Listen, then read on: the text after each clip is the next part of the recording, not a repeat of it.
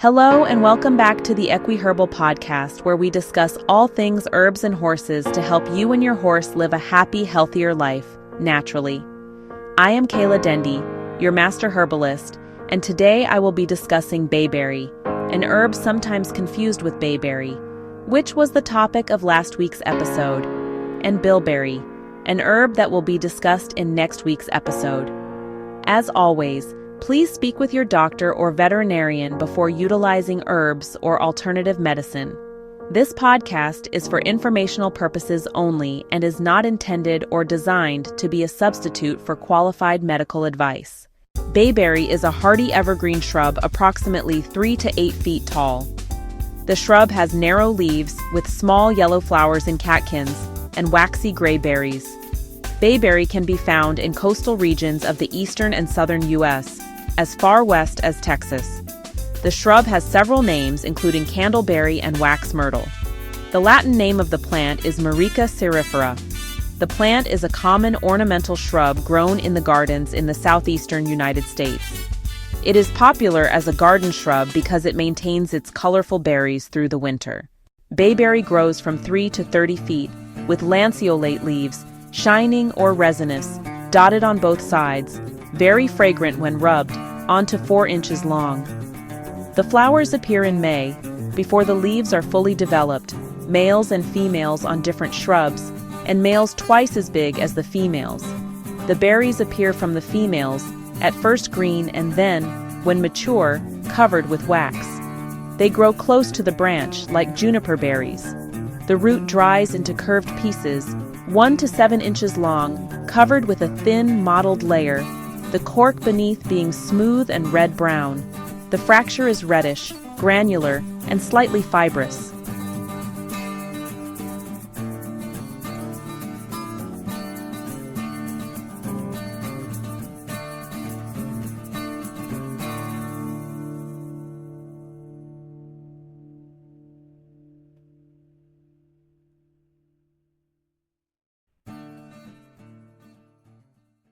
Most herbalists use the bark of the root in herbal preparations.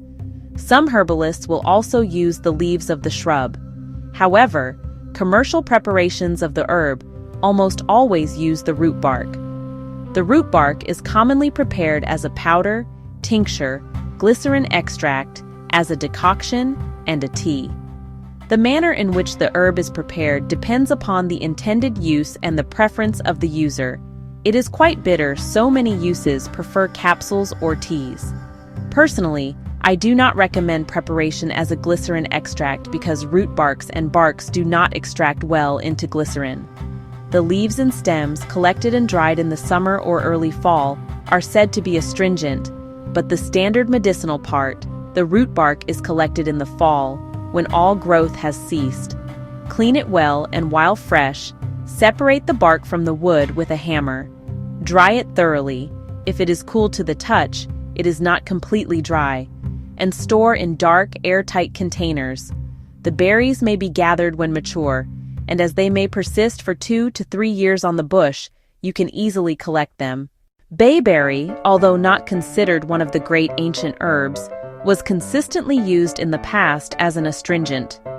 Galen mentioned that the berries are useful for helping colds and rheum given off from the brain to the eyes, lungs, and other parts. In 1722, Alexander first introduced the wax for medicinal use. The Choctaw Indians of Louisiana boiled the leaves and stems as a decoction for fever. Colonizers in North America extolled the medicinal benefits of bayberry. A 1737 account states that the plants expel wind and ease all manner of pains proceeding from cold, therefore are good in colic, palsies, convulsions, epilepsies, and many other disorders. Bayberry was a key herb in the frontier-style Thomsonian herbal medicine popular in both the United States and Great Britain during the 19th and 20th centuries, its heating and drying effects being particularly valued. The root was listed in the U.S. National Formulary from 1916 to 1936. Bayberry came into prominent general use, however, with the Thomsonian methods of healing in the early 1800s, in the herbal combination known as composition powder. Composition powder is a wonder remedy that improves digestion, tones and heals the glands, and cleanses and restores the mucus system to their normal function without drying out the mucous membranes. Composition powder is considered safe and effective, having been used for children, adults, and the elderly. Its special value is for breaking up colds, flu, etc. I will put the recipe for the composition powder in the show notes. As always, do your own research and consult with your medical provider, veterinarian, or other qualified medical professional before utilizing herbs and herbal remedies. Bayberry contains several triterpenes, including taraxerol, taxarirone, and myricardiol. Myricardiol has a mild effect on potassium and sodium levels in the body. This humble shrub also contains tannins, flavonoids, tannins, phenols, resins, and gums. Myricanone is the principal bioactive compound. This triterpene has been reported to have apoptosis-promoting ability. Apoptosis is the death of cells which occurs as a normal and controlled part of an organism's growth or development. Cells self-destruct to maintain the body's health and balance. It is essential for development, removing damaged or infected cells, and maintaining homeostasis. Myricanone has great potential for use in formulating an effective drug against both hepatotoxicity and hepatocellular cancer. Results of an in vitro study revealed that Myrican-1 had significant cytotoxic effects on liver cancer cells, whereas it had no such significant cytotoxic effects on the normal liver cells. The ability to induce apoptosis in cancer cells is considered one of the hallmark features of many anti-cancer drugs. Myricanone demonstrated the ability to increase apoptosis of liver cancer cells without damaging healthy liver cells. Bayberry has several clinical uses and is known for its properties as an antibacterial, antiseptic, and astringent. The herb has also been employed successfully as an emetic, febrifuge, stimulant, and as a tonic. Bayberry is used to increase circulation, stimulates perspiration, and keeps bacterial infections in check. When taken along with cayenne, bayberry can be helpful in warding off cold, fevers, and chills at their onset. Colds, flu, coughs, and sore throats benefit from treatment with this herb. An infusion is helpful for spongy gums, and a gargle is used for sore throats and tonsillitis. Bayberry inhibits bacteria, and therefore is a useful agent in fighting infection. In India, bayberry and ginger, when combined together, has reportedly been able to combat even the effects of cholera. For other internal uses, bayberry aids in digestion and blood building. It aids in scrofula, jaundice, diarrhea, dysentery, and it is useful in the later stages of scarlet fever of scarlatina, when the tissues are feeble or flabby. In chronic stomatitis, where the breath is bad and there is slow ulceration, the mucous membranes being dark, this will provide an effective cure. It should be given with an emetic, such as lobelia, in such cases, until the stomach is thoroughly cleansed, and then as an infusion to tone and cleanse the stomach. Bayberry's major effect is said to be on the mucus accumulation in the respiratory and the gastrointestinal tracts. It helps to strengthen resistance to infection and to tighten and dry mucous membranes. Bayberry's astringency is beneficial for irritable bowel syndrome and mucus colitis.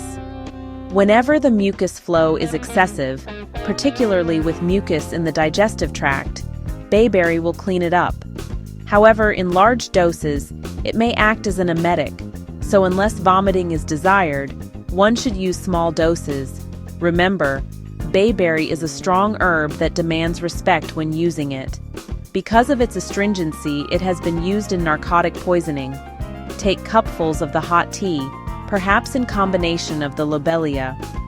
The bayberry will constrict the stomach membranes and inhibit the absorption of the poison, while the two herbs will affect emesis of the poison. An infusion can help treat excess vaginal discharge.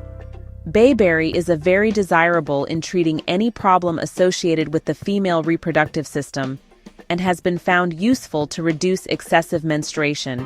It is a dependable remedy for uterine hemorrhage, whether due to abortion, miscarriage, or afterbirth.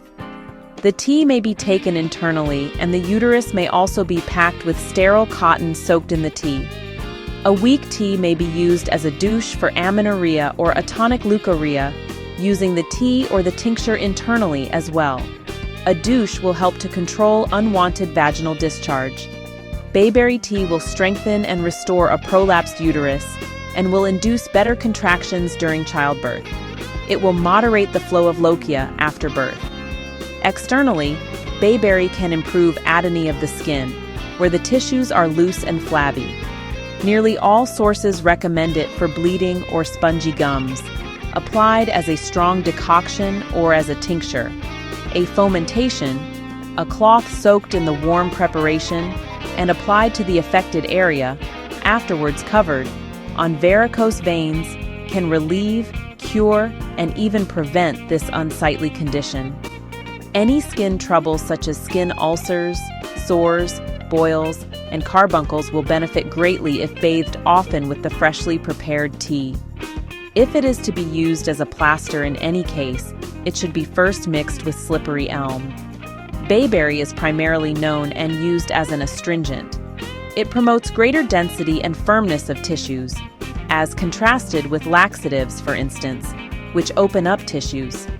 Astringents cleanse mucus and lessen or arrest internal hemorrhages by coagulating the albumin. Astringents, including bayberry, strengthen tissue weakened by disease. Because of this property, bayberry is useful in all cases of unnaturally relaxed or loose internal tissues, including excess mucus production, catarrh of the GI tract, and atonic diarrhea. Bayberry will remedy those conditions where the vital powers are at a low ebb and is thus considered a valuable alternative in addition to its astringency. Combined with cayenne, it is very valuable in restoring the heat to the body. It assists in the rapid elimination of mercury from the system. Unlike most astringents, it improves excretion and secretion and will induce sweating without raising the temperature. Another unusual and valuable characteristic. Other than medicinally, bayberry is primarily used for candle making. The green berries, when mature, are covered with a pale blue, lavender, or grayish-white aromatic wax in microscopic rounded particles. This wax is removed from the berries by boiling them in water, when it will float to the top and, when cool, can be removed. It is pale green and harder and more brittle than beeswax. It burns with a clear white flame, producing little smoke but imparting a pleasant fragrance. The wax has also been used as a base for surgeons' soap, plasters, and an aromatic and softening shaving lather. The wax also possesses mild astringent properties and might be incorporated as a hardening agent into an ointment, replacing beeswax. A bushel of bayberries will yield about pounds of wax. 4 pounds of berries yields about 1 pound of wax. Clinical data on bayberry is very limited. However, one small clinical trial showed that bayberry juice improved antioxidant status, reduced inflammation and apoptosis, cell death, and potentially protected against non-alcoholic fatty liver disease in young adults. A small clinical trial of young adults with features of non-alcoholic fatty liver disease found that consuming 250 millinol of bayberry juice twice daily for 4 weeks led to lower levels of oxidative stress markers, inflammation, and apoptosis, providing some protection against the disease. Other studies are lacking, but animal and in vitro data suggest potential areas like cancer, diabetes, and anti-inflammatory effects, though these have not been confirmed in humans. In a 2019 study, it was shown that bayberry significantly decreases the lifespan of roundworms and the growth of certain bacteria. This is important because more and more bacteria are become resistant to antibiotics. In this 2019, researchers were able to isolate a chalcone in bayberry that is known to have antimicrobial activity, as well as other beneficial biological activities. The phytochemicals in bayberry offer new antibacterial alternatives.